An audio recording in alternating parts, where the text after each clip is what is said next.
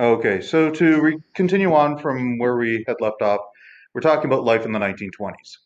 It was called the Roaring Twenties for a reason. Even though the packages that we've just been reading, they do get a little depressing and a little bit of doom and gloom, the 20s really was a fun time.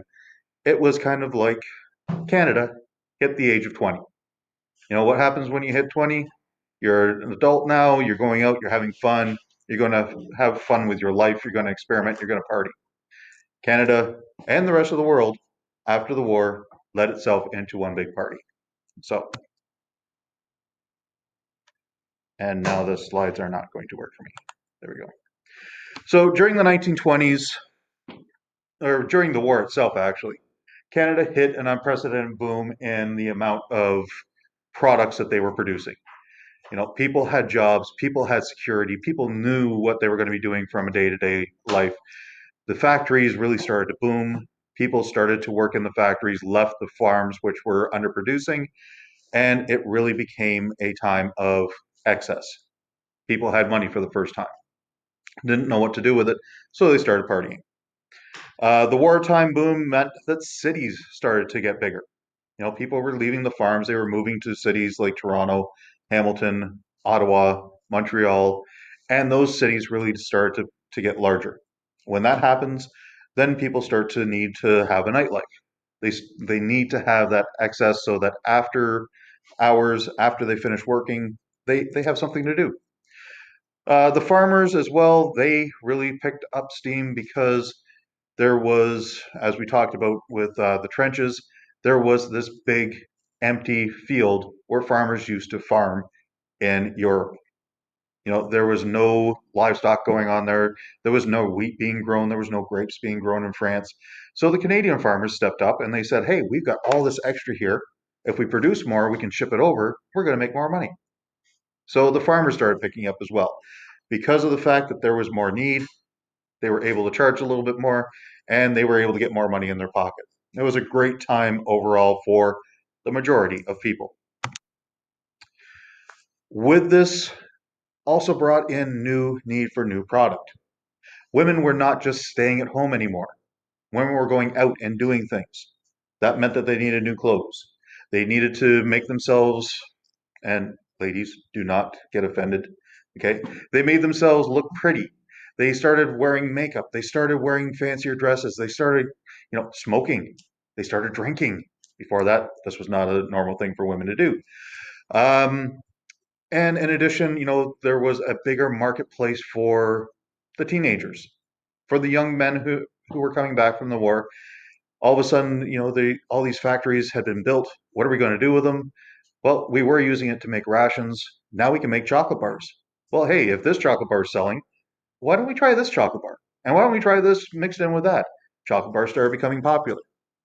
In the military packets, everybody at this time smoked, but the tobacco industry started adding tobacco packets to the soldiers, and people got hooked on smoking. So when they came home, there was more need for more cigarettes. There was more of that type of stuff going on. Media really started to come of age at this time too. The movies started in. Radio is just in its infancy, but it becomes popular. Movies are switching to sound at this time, so there's a big boom that way. And people, as I said, had money, so they had places to spend it. And if you've got a thing or money that is just burning a hole in your pocket, a company will come along with a product that you're going to want. So advertising started picking up as well.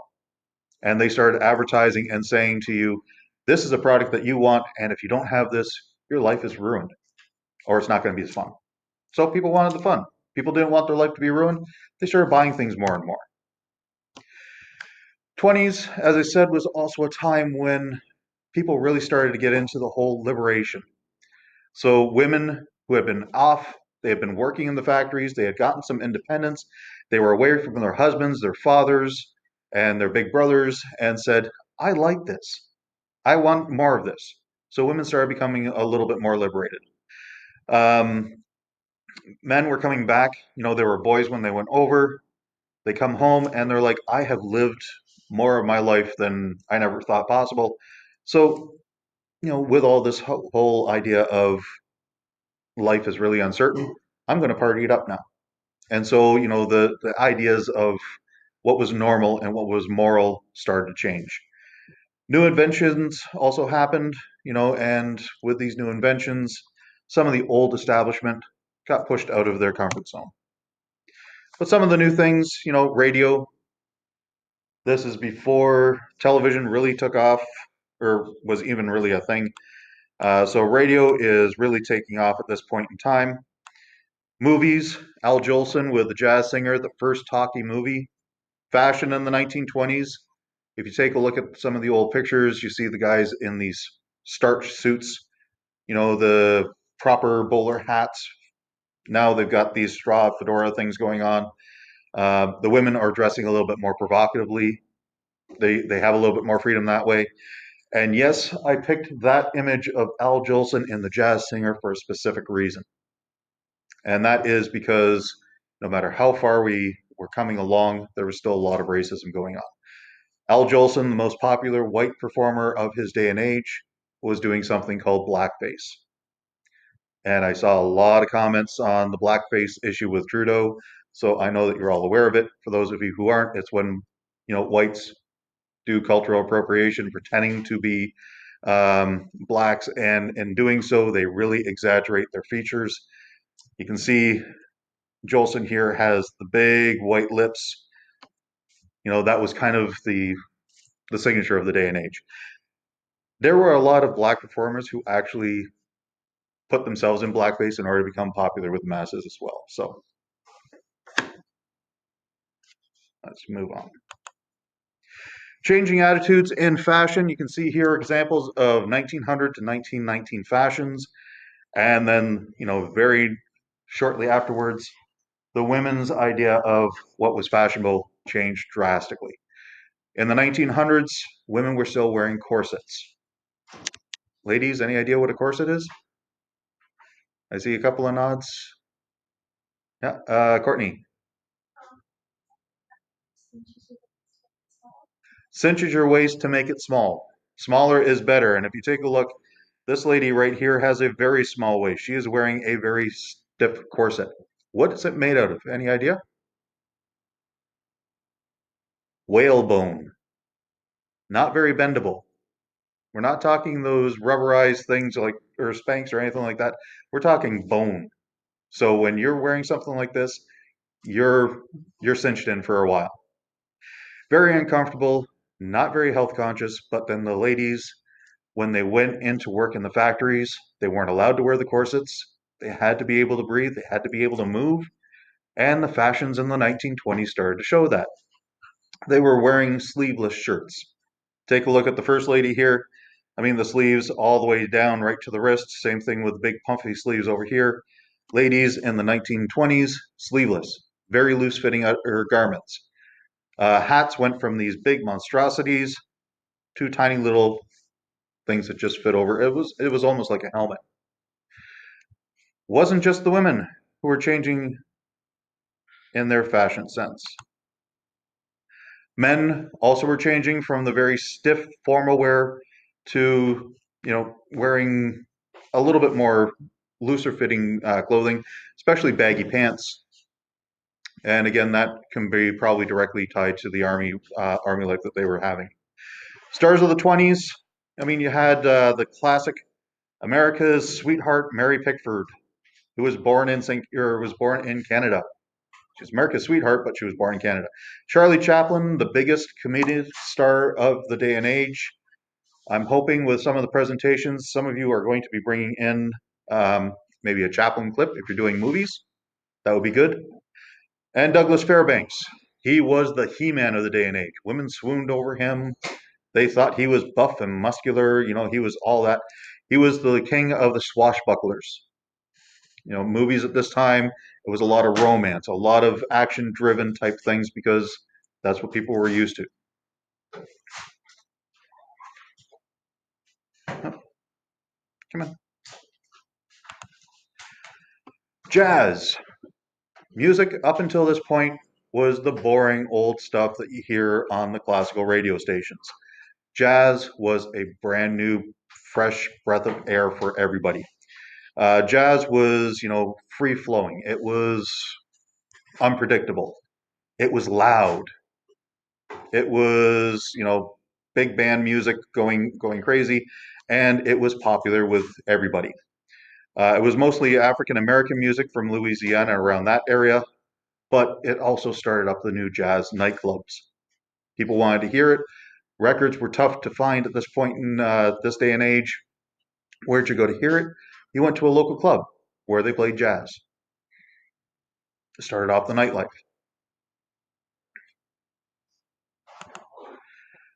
New dances started up: the foxtrot, the Lindy, the Charleston. Anybody watch It's a Wonderful Life? Every Christmas you watch It's a Wonderful Life.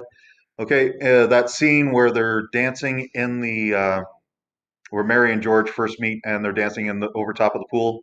They're doing some of the jazzes, the Charleston, the Lindy, that type of thing back in the day and age. That's where switching your knees and stuff. Women were called flappers. That was a term for the women who decided to take on this new feminine mystique idea.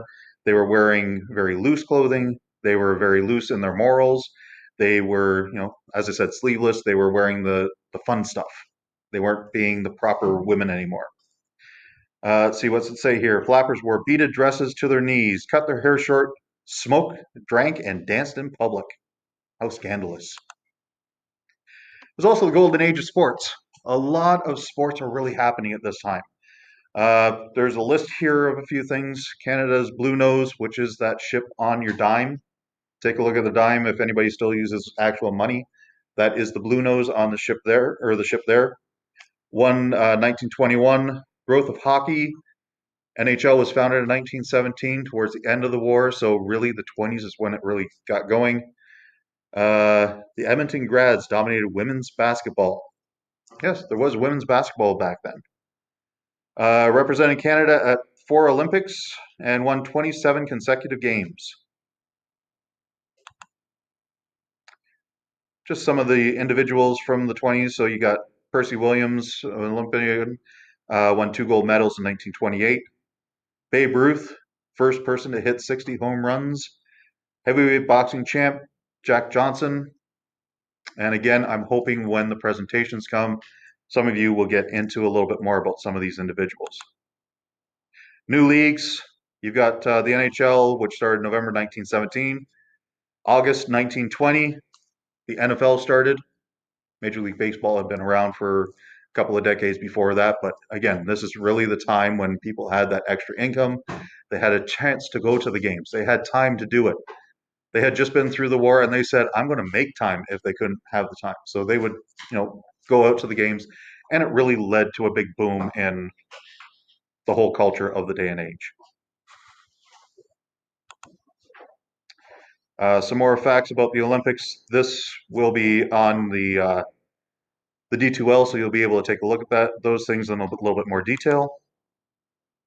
This is also the beginning of the fears of cultural domination. Canada started to take a look and say, hey, the US is really starting to come into its own here. They're coming in with the magazines, with all the movies. They stole America's Sweetheart from us, Mary Pickford. And so Canada started to say, we need to start coming up with our own. Okay, Canadians started coming up with their own broadcast stations. They started coming up with radio shows, their own movies, magazines. All that really is starting to grow in and around this time. Group of Seven, I'm sure many of you have heard of the Group of Seven, very famous Canadian painters. They started in around this time as well. And I'm going to pause it there.